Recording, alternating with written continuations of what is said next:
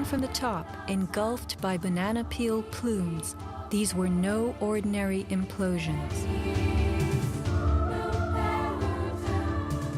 The Twin Towers each consisted of 3 multi-story buildings set on top of one another.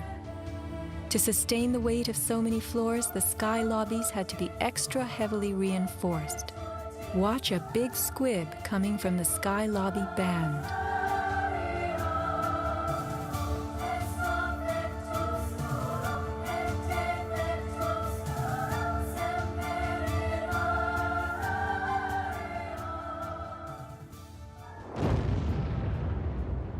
A powerful blast produces what is called a shock wave. Explosions generate extremely high compressional waves that exceed the limits of surrounding air and space, creating a violent force. When the debris started coming down, I was right in the shadow of the South Tower. I was less than 100 yards away. Everybody saw the video over and over again of that cloud chasing people down the street. It was like a tornado. It was like being hit by a wave at the beach, but the wave was intense, it was hot, it was noisy. It was like getting hit in the back by gravel, rocks, like somebody had picked up handfuls of rocks and was just throwing them at you. And the noise kept coming and coming, and one second I was running, and the next second I was flying. I was just, I had no control over my feet, no choice as to what direction I was going. I was in the air, and it seemed like I was being followed by this tornado of darkness.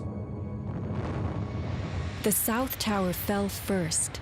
This is the shockwave blast as it rocks the tower next door.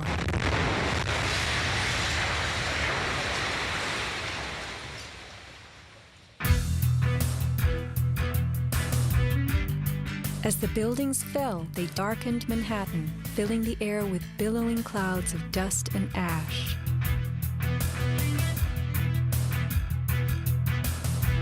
What produces these huge, scudding, cauliflower-like masses of slowly moving dust?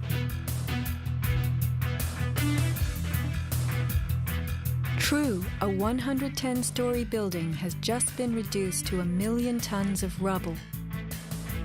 But is there anything in our experience we can compare it to?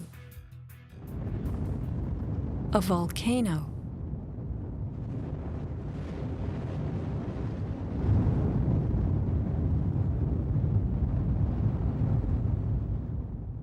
The U.S. Geological Survey website provides us with a definition of a pyroclastic flow as a ground-hugging avalanche of hot gas and debris. The rising gas chimney is clearly visible in this photo of the North Tower implosion with pyroclastic flows between buildings. The cauliflower shape of the debris clouds is a telltale sign of pyroclastic flows generated by massive explosions typical of volcanic eruptions and controlled demolitions. That is the second building that has gone down. A pyroclastic surge can even flow over water as hot gases carry dust created by explosive energy. Here, the South Tower implosion creates a pyroclastic surge moving out over the Hudson River. A volcanic eruption produces exactly the same thick, scudding ash, heavy with debris, hugging the ground as it flows out from a tremendous internal explosion.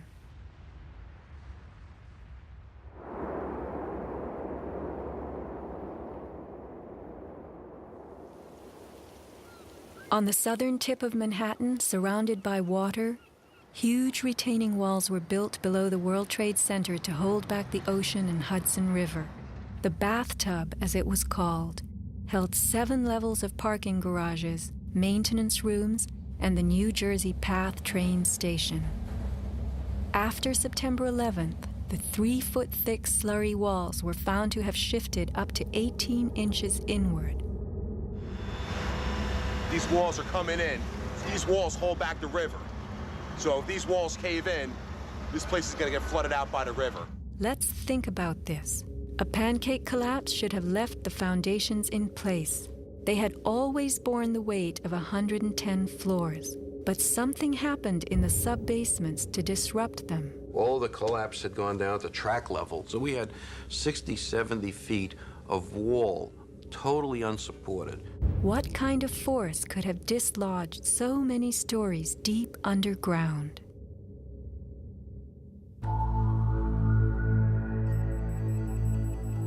The pile itself seemed to have a life of its own. It spewed fire when we dug into it. The ground continued to burn. Les Robertson publicly reported that 3 weeks after the collapse, live fires burned and molten metal still flowed underground. You see how this debris is still smoking? That's from the fires that are still burning. 8 weeks later, we still got fires burning. Steel-toed boots is one of the biggest things. Out still on the rubble, it's still, I believe, 1,100 degrees. The guy's boots just melt within a few hours. In November 2005, physics professor Stephen Jones of Brigham Young University published a 25-page treatise on the collapse of the Twin Towers and Building 7, applying the laws of physics to the official story. From an interview on MSNBC. As we read in the FEMA report, it says here, and I put this in my paper, of course, the best hypothesis, which is the only one they looked at, fire, has only a low probability of occurrence. Further investigation, analyses are needed to resolve this issue, and Professor, I agree with that. I am sorry that we are out of time, and I'm not sure that Whoa. you've One other thing I want to mention about... Okay, if you can hit it, hit us with it quickly. All right. Okay, here we go. Molten metal in the basements of all 3 buildings. Right. And yet all scientists now reasonably agree that the fires were not sufficiently hot to melt the steel. So what is this molten metal? It's a direct evidence for the use of high-temperature explosives such as thermite. Thermite produces molten iron as an end product. Okay. We appreciate your coming on, even if I don't understand your theories. We appreciate you trying to explain them. Thanks. Professor Jones barely got in his mention of thermite. An incendiary used by the military, thermite is a compound of iron oxide and aluminum, which when ignited sustains an extreme heat reaction, creating molten